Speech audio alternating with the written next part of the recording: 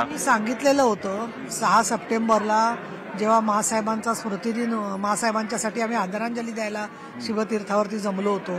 तर त्यावेळेला सुद्धा मी सांगितलं होतं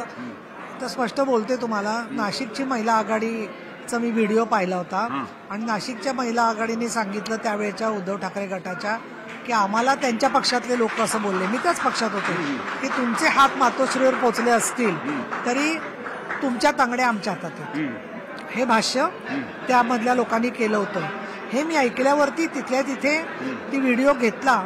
पाठवला सगळ्यांना संबंधितांना माननीय उद्धव साहेबांना संजय राऊतांना आता ते म्हणतील आम्हाला तो मिळालाच नाही आणि मी म्हटलं आपल्याच पक्षाचे पुरुष कार्यकर्ते महिला आघाडीबद्दल हे बोलत असतील तर आपण कुठेतरी कार्यपद्धती बदलली पाहिजे असं मी शेवटी जाहीर बोलले होते तर त्याच्यावरती सुद्धा कॉमेंट